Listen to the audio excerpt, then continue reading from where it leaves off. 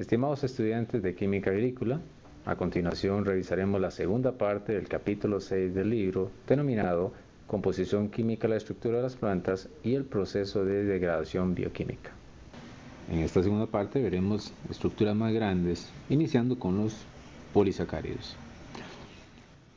De entre ellos, el almidón es quizás el más importante para nosotros. Es el principal material de reserva en la mayoría de los vegetales generado en la fotosíntesis. También representa la principal fuente de calorías en la dieta alimentaria. El almidón es un polisacárido constituido por una larga cadena de unidades de glucosa. También se le conoce también como un glucano. El almidón no es una sustancia, sino una mezcla de dos glucanos, que son polisacáridos derivados de la glucosa. Estos dos glucanos son la amilosa y la amilopectina, cuyas características las veremos en la siguiente diapositiva.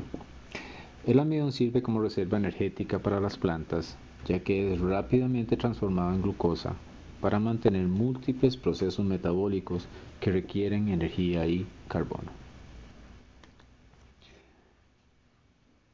Algunas características de la amilosa y la amilopectina se observan en esta diapositiva.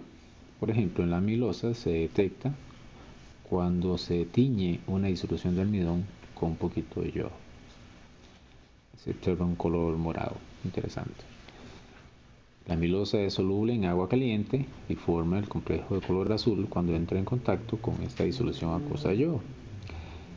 Consiste de una cadena helicoidal no ramificada de unas 200 a 500 unidades de glucosa con enlaces 1,4 alfa glicosídicos, es decir, carbono 4, carbono 1,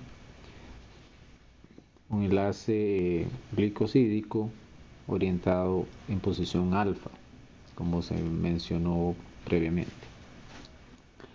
La amilopectina, por otro lado, se hincha en agua caliente dando una pasta y se colora rojo-violeta en presencia de yodo.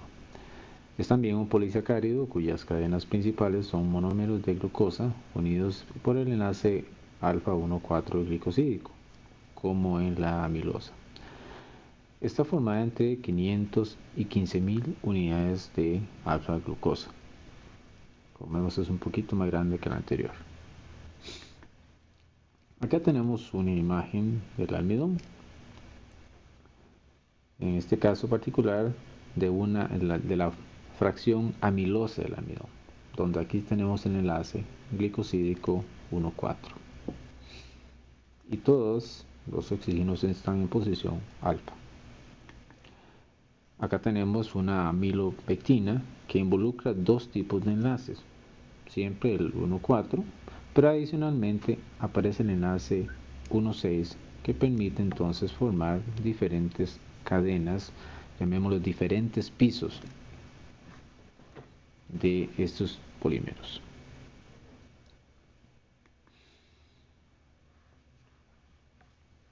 Se han propuesto de tres tipos diferentes de descomposición enzimática de los glucanos, en este caso el almidón: la fosforólisis, la hidrólisis y la transglicolación.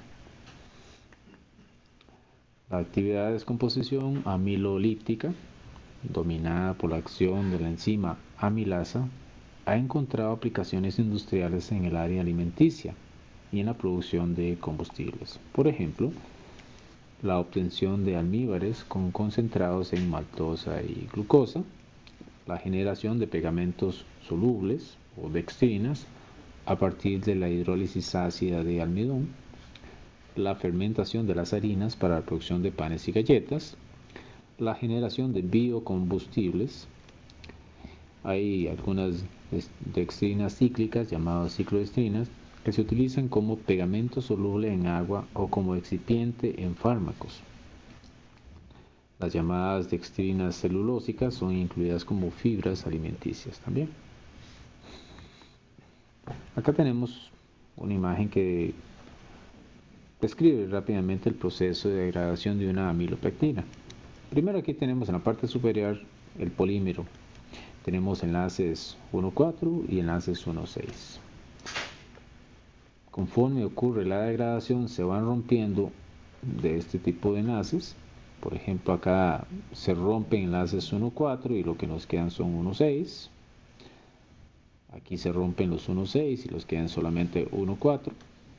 Y conforme estos se van rompiendo, se van generando los monómeros correspondientes. Esto sería la depolimerización o la descondensación de los polímeros, en este caso el almidón. En la glicólisis, la molécula de glucosa se desdobla en dos moléculas de ácido piruvico, cuya fórmula química es C3H4O3. En la segunda y tercera etapas, lo que llaman el ciclo de Krebs y la cadena de transporte, las moléculas de ácido piruvico se descomponen en CO2 y agua.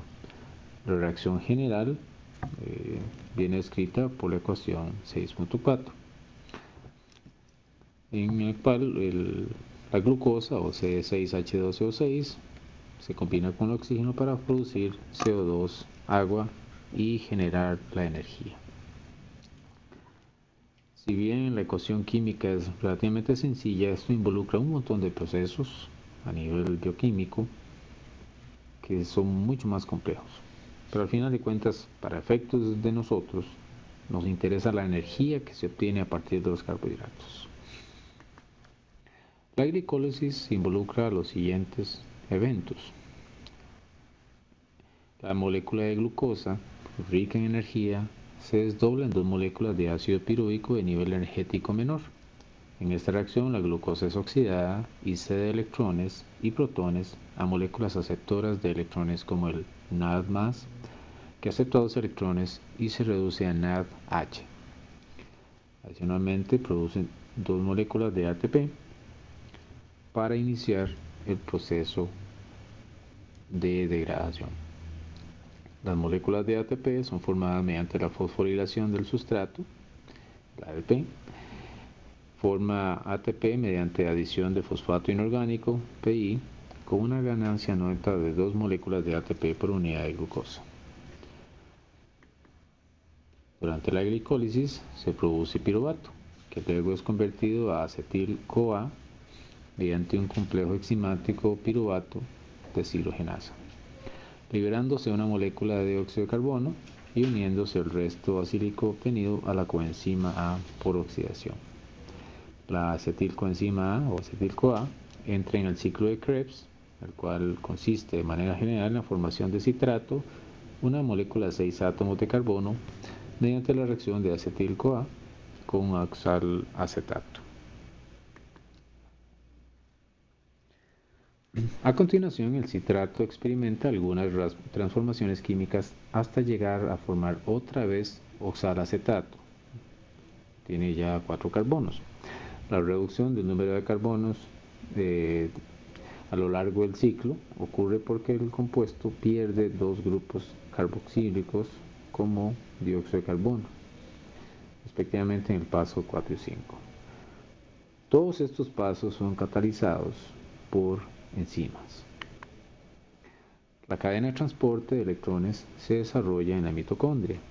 Consiste en una serie de transportadores de electrones que, mediante reacciones bioquímicas, producen ATP.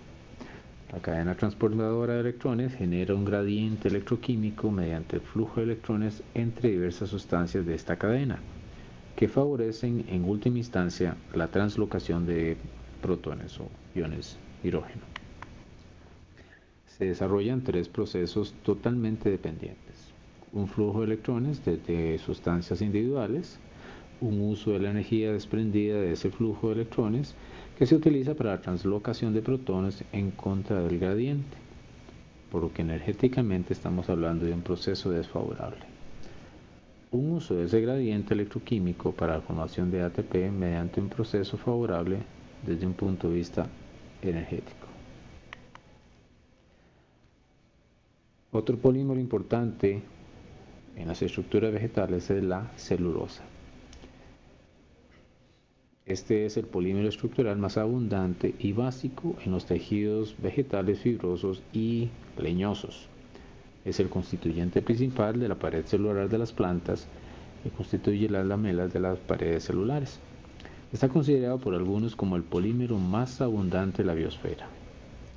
Está integrado por unidades beta de glucopiranosa acopladas por enlaces 1,4-B glutosídicos. En otras palabras, tienen similitud con el almidón en el sentido que involucran los enlaces 1,4, solo que ahora no es orientación alfa, sino más bien orientación beta. Acá tenemos una estructura básica de la celulosa. Tenemos siempre el enlace 1,4, solo que la orientación es diferente a la del almidón. Acá tenemos una imagen que muestra la formación de puentes de hidrógeno y fuerzas de tipo Van der Waals en el interior y en el exterior de la estructura polimérica de la celulosa. ¿Okay? Acá tenemos el polímero base, otro polímero base acá, pero entre ellos, entre estas diferentes cadenas, se establecen estos puentes de hidrógeno que estaríamos viendo acá, que lo que hacen es fortalecer las interacciones, haciéndolo más duro.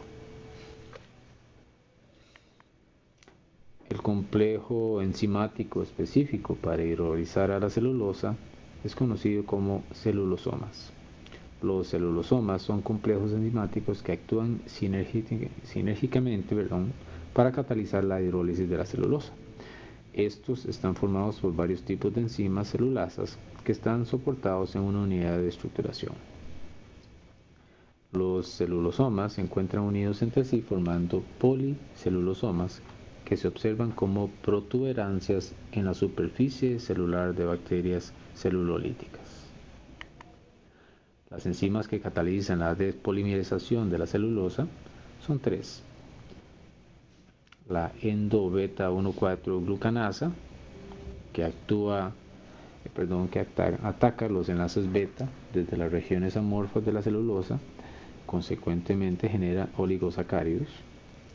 Luego la exo-beta 1,4 glucanasa, que desde el exterior de la celulosa separa a los monómeros que constituyen a la celullosa, que es un disacárido, y la beta-glucosidasa, que hidroliza a la celullosa.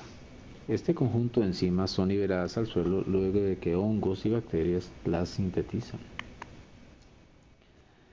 Aquí vemos un diagrama general sobre el proceso de degradación de la celulosa. Partimos de la celulosa, a partir de la acción de las celulasas que catalizan ese proceso de descomposición, se genera la celobiosa. Luego viene la catálisis de la celobiasa, para producir beta-glucosa. Dentro del suelo, las celulasas también realizan una labor importante para el ciclo del carbono, ya que degradan los residuos de cosechas, compuestos en su mayoría de celulosa. Esta actividad reviste gran importancia a la agroindustria debido a que la degradación de este polímero se relaciona directamente con la fertilidad y la calidad del suelo.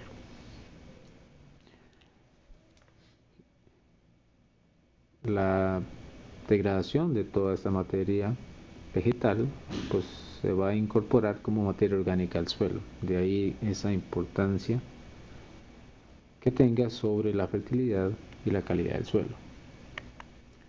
La degradación de 30 gramos de celulosa, de los cuales 20 a 30% sirven para la síntesis microbiana, exige la provisión de 1 gramo de nitrógeno. Cuando hay presencia de lignina, se hace más lenta la degradación de la celulosa y entonces se requiere menos cantidad de nitrógeno.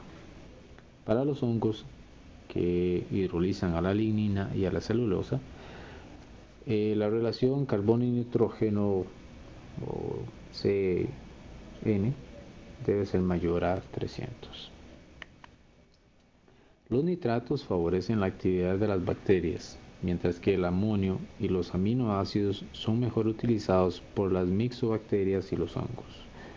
Azotobacter y otros organismos que fijan nitrógeno atmosférico junto a las bacterias solubilizadoras de fosfatos, porque favorecen las celulasas. La aplicación de fuentes de nitrógeno orgánico e inorgánico como nitratos, amonio, urea y estiércol elevan la velocidad de descomposición de la celulosa. Otro polímero son las proteínas, los cuales son cadenas de compuestos más simples llamados aminoácidos. Su función es estructural en las plantas y los microorganismos. Todas las membranas celulares son fundamentalmente agregados de lípidos y proteínas con una organización determinada. Más del 10% de la pared celular de las plantas superiores está constituido por proteínas, además que la pared contiene glicoproteínas y proteoglicanos. Son las moléculas orgánicas más abundantes en el interior de las células y constituyen más del 50% de su peso seco. Todos los aminoácidos son alfa-aminoácidos, debido a que poseen un grupo carboxiloácido, que se representa con COOH, un grupo amino, como RNH2, unido a un átomo de carbono que se encuentra en posición alfa con respecto al primer carbono. Se diferencian entre sí por el resto de la molécula o cadena lateral, que se representa por la letra R mayúscula. Esta cadena lateral puede ser un radical alquilo o arilo o un grupo heterociclo. Acá tenemos ejemplos de aminoácidos. Se tiene lo que llaman un carbono quiral, es decir, que todos los grupos funcionales asociados o enlazados a ese carbono son diferentes. De ahí el concepto de quiralidad. Dependiendo de su ordenamiento, puede ser orientación D o orientación L. Acá tenemos, en el caso particular de la alanina, tenemos la D-alanina y la L-ananina en función de la posición de este grupo con respecto al carbono quiral. Esto es importante porque hay muchas funciones de este tipo bioquímico que dependen de esta orientación D o L. Afortunadamente la naturaleza es sabia y establece mecanismos que permiten identificar cuál de ellos, la D o la L, son importantes para las plantas y por ende también para cualquier ser vivo. En la formación de las proteínas aparece lo que llamamos el enlace peptídico, que surge de la condensación de dos aminoácidos. Acá tenemos un aminoácido y acá tenemos otro aminoácido. Cuando estos dos se combinan y se libera una molécula de agua, producto de la pérdida de dos hidrógenos de acá y un oxígeno de este grupo, se nos forma el enlace peptídico y la formación de este enlace permite la formación de cadenas. Además de las proteínas que realizan funciones estructurales, existe otra clase de proteínas que desempeñan trabajos sobre un sustrato específico, sobre un solo grupo funcional. Este tipo de proteínas reciben el nombre de enzimas y controlan las reacciones metabólicas de la célula. Las moléculas de sustrato se unen en una región de la enzima conocida como el sitio activo. Las enzimas actúan como aceleradores de las reacciones o catalizadores. Son catalizadores naturales que afectan la velocidad de la reacción sin alterar el equilibrio. Interactúan con el sustrato mediante reacciones del tipo dipolo permanente dipolo inducido o dipolo permanente dipolo permanente e incluso mediante enlaces covalentes, pero no cambian su naturaleza. Como cualquier catalizador, no es consumido en la reacción. Después de la reacción de la enzima vuelve a su estado original para así continuar participando en nuevas reacciones. La enzima se puede entender como la unión de una gran proteína denominada apoenzima con un cofactor. La apoenzima por sí sola no adquiere funcionalidad, requiere del cofactor. El cofactor puede ser un ion de un metal, como cobre, manganeso o hierro, entre otros, o una molécula. De acuerdo con la función que realizan, las enzimas son clasificadas. En el presente cuadro de esta diapositiva vemos diferentes tipos de enzimas y la función que realizan. No vamos a revisar todas, pero por ejemplo las hidrolasas catalizan la ruptura hidrolítica de las uniones carbono-oxígeno, carbono-nitrógeno o carbono-carbono. Las ligasas, hacia el final del cuadro, catalizan la unión de dos moléculas acopladas a la hidrólisis de un enlace pirofosfato perteneciente a una molécula de ATP o a un compuesto similar. En el suelo, las enzimas que más se estudian son las oxidorreductasas y las hidrolasas. Las enzimas pueden ser extracelulares, es decir, derivadas de la muerte celular o de la síntesis de las plantas, intracelulares, es decir, sintetizadas por los organismos, o inmovilizadas en el complejo intercambio del suelo. Pueden mantener un nivel constante y estable de actividad enzimática en el suelo y funcionan como un sistema de amortiguamiento, independientemente de la secreción de enzimas y de las poblaciones microbianas.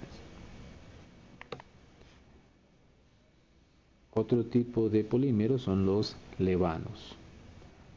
Son parte de la reserva de algunas plantas y están constituidas por unidades de fructosa, en este caso serían polifructosanos, y constituyen del 12 al 15% del peso seco de algunas gramíneas. Un ejemplo de levano es la inulina, presente en la cebolla, la dalia y la pataca. La inulina posee enlaces beta 2,1 glicosídicos, pero otros levanos tienen uniones beta 2,6 glucosídicos.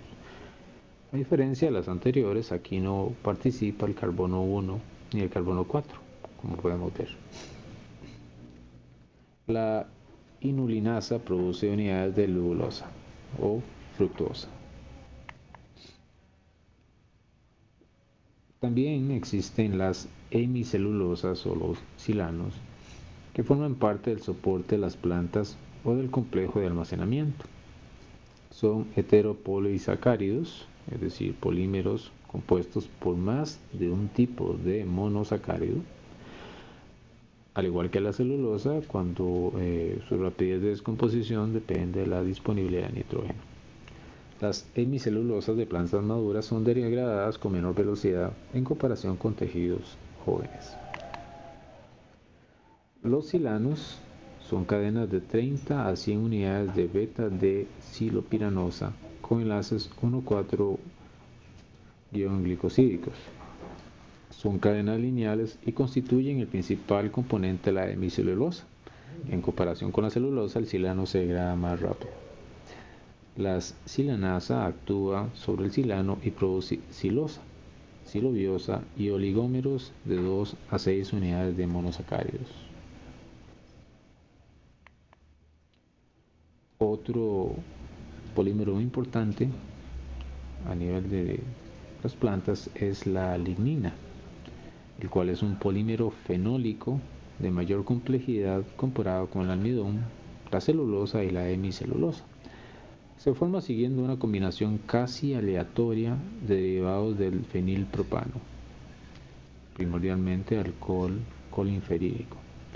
Se concatenan, es decir, forman cadenas irregularmente por medio de enlaces covalentes entre el grupo funcional fenol, sería un grupo, un anillo de 6 carbonos llamado bencénico, y átomos de carbono secundarios, es decir, un carbono unido a dos átomos diferentes. El principal propósito de la lignina es dar soporte estructural a la planta, impermeabilidad y resistencia a ataques microbianos o a estrés oxidativo.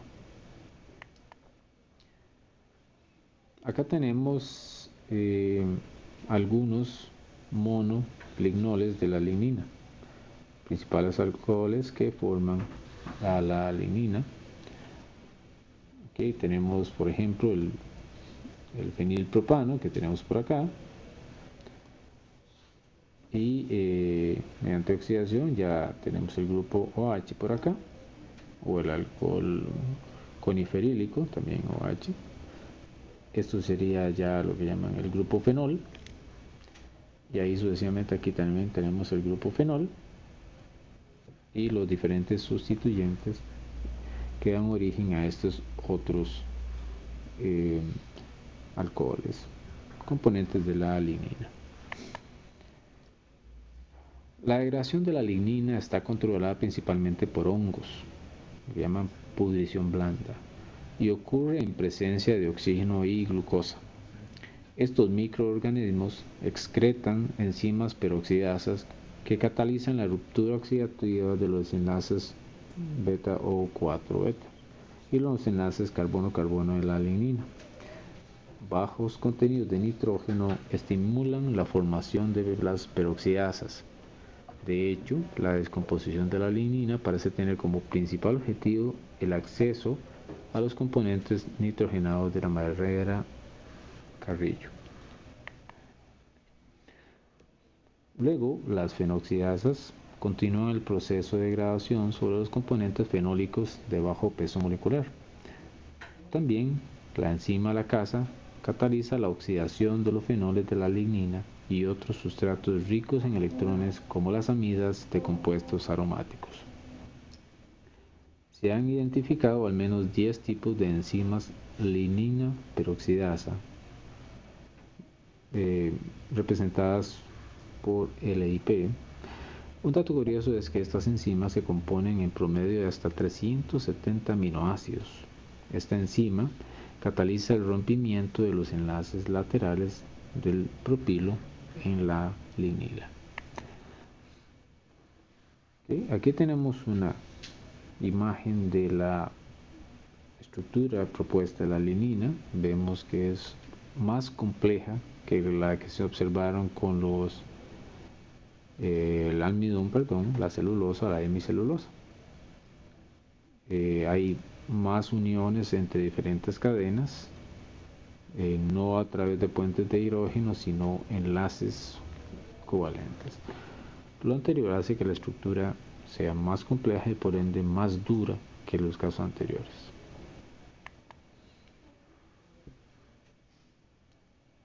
Algo importante a la hora de manejar los residuos de cosechas es utilizarlos para sacarle todo el contenido energético posible a ellos. Existen varias alternativas. Una de ellas es el compostaje, el cual es un proceso biológico aeróbico por el cual los microorganismos actúan sobre la materia orgánica, descomponiéndola de forma rápida. El compostaje corresponde a una degradación biológica, aeróbica y controlada del sustrato en presencia de oxígeno, agua, glucosa y de nutrientes, que en este caso sería nitrógeno, fósforo, además de iones metálicos que funcionan como cofactores, y de enzimas. En el compostaje, el proceso de degradación permite obtener moléculas de glucosa a partir de los polisacáridos y a partir de ellas las moléculas de ATP necesarias para desarrollar los procesos bioquímicos. El proceso de compostaje está regulado por las reacciones de la glucólisis y del ciclo de Krebs. Acá tenemos una imagen donde en un recipiente se depositaron residuos de tipo orgánico para provocar la degradación de los mismos. Para el compostaje es necesario tener un nivel óptimo de oxígeno. Este nivel mantiene una velocidad adecuada del proceso de degradación. Además, previene la generación de situaciones anaerobias que reducirían la velocidad del proceso, generarían malos olores y además producen una reducción en la calidad del producto. Es necesario controlar la cantidad de humedad en la pila de compostaje porque si hay un exceso de líquidos, estos desplazan el oxígeno de los espacios porosos, estableciendo una condición de anaerobiosis, en otras palabras, ausencia de oxígeno. También se debe controlar el grado de humedad durante la preparación del compost, así como la generación de lixiviados y la proliferación de microorganismos que aparecen bajo condiciones de anaerobiosis. Cada material a compostar se descompone a una rapidez y temperatura diferente. Es difícil establecer una única temperatura óptica. La temperatura estaría generalmente entre 50 y 70 grados. Sin embargo, se puede utilizar como criterio para establecer la temperatura adecuada el rango al cual se produce la máxima cantidad de dióxido de carbono, o en su defecto, la máxima tasa de descomposición, que en este caso lo asociamos con el máximo consumo de oxígeno, en cuyo caso la temperatura óptima oscilaría alrededor de 65 grados. En el compostaje se establecen varias etapas.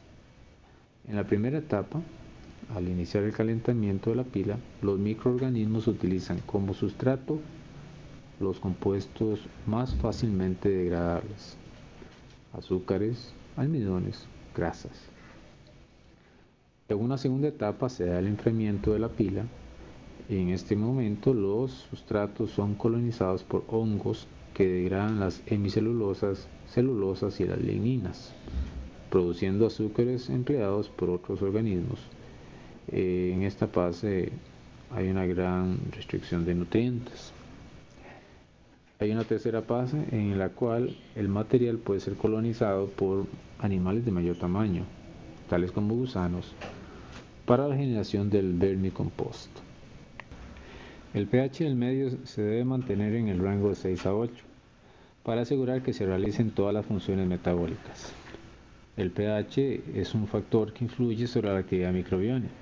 Así, por ejemplo, las bacterias alcanzan su máximo desarrollo entre 6 y 7.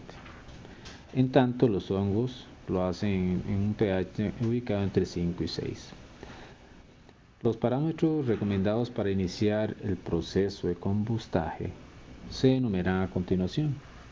Como se dijo anteriormente, el pH debe andar entre 6 y 8. El contenido de humedad entre 40 y 65%. El contenido de oxígeno entre el 5 y 15%. El tamaño de partícula entre 0.1 y 2. Y la relación de carbono y nitrógeno entre 25:1 a 35:1.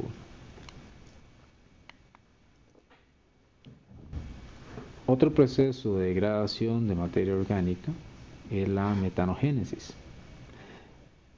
Este proceso consiste en la producción biológica de metano a partir de la degradación anaeróbica de materia orgánica. Ocurre en el tracto digestivo de los rumiantes y termitas, en pantanos y en los mares, en arrozales anegados y en biodigestores. Estos últimos son usados con la finalidad de obtener energía de bajo costo, puesto que el metano es un combustible. Se emplea como biotecnología capaz de convertir anaeróbicamente casi todos los materiales poliméricos hasta metano y dióxido de carbono. En un ambiente en que actúan una multiplicidad de microorganismos y en donde predominan bacterias fermentativas, también llamadas acidógenas, bacterias generadoras de hidrógeno o acetógenas y bacterias productoras de metano, metanógenas. La producción de metano ocurre en tres fases. En la primera fase, un grupo de microorganismos secretan enzimas especializadas en hidrolizar los biopolímeros hasta sus monómeros constituyentes. En una segunda fase, las bacterias acetonogénicas, productoras de hidrógeno, transforman los ácidos grasos volátiles en ácido acético, hidrógeno molecular y ácido carbónico, H2CO3. Las ecuaciones 5 y 6 del presente capítulo describen las reacciones que producen ácido acético a partir de ácido propiónico y ácido butanoico respectivamente. Entonces acá tenemos el ácido propiónico que tiene 3 carbonos. En presencia de agua se rompe, se genera el hidrógeno, se genera el ácido carbónico y se genera el ácido acético. En la ecuación 6.6 tenemos el butanoico, que serían 4 carbonos. Ahora requiere 2 moléculas de agua. Igual, se va a generar 2 moléculas de ácido acético y hidrógeno elemental. La producción microbiológica de metano a partir de hidrógeno es un proceso que ocurre de forma sintrópica con la producción de este último gas. Lo realizan las bacterias acetonogénicas. Así, el hidrógeno producto de la acetonogénesis se produce en sustrato de la etapa de metanogénesis, como muestra la ecuación 6.7. Es decir, el CO2 que se produce se combina con el hidrógeno para producir el metano correspondiente más agua. En la fase 3, las bacterias metanogénicas convierten todo el CO2 del ácido carbónico proveniente de la descomposición del ácido propiónico y ácido acético a metano y más ácido carbónico, como escribe en la ecuación 6.8. Este último compuesto es inestable y en consecuencia se descompone a dióxido de carbono y agua, como muestra la ecuación 6.9. Es decir, el ácido acético me va a producir ácido carbónico y este se me descompone en estas otras dos sustancias.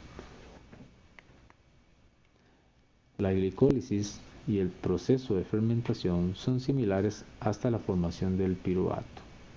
No obstante, en condiciones anaeróbicas, el piruvato se transforma en lactato mediante la acción de la enzima lactato deshidrogenasas o en etanol con la participación de las enzimas piruvato descarboxilasa y alcohol deshidrogenasa, con acetaldehído como producto intermedio. La glicólisis ocurre en el citosol y es catalizada por enzimas citoplasmáticas. Puede operar también bajo condiciones anaeróbicas para producir piruvato, pero en ausencia de oxígeno, el piruvato se reduce a etanol más dióxido de carbono o a ácido láctico si no ocurre la descarboxilación. Con esta información concluimos la segunda parte del capítulo 6 del libro denominado Composición química de la estructura de las plantas y el proceso de degradación bioquímica. Muchas gracias.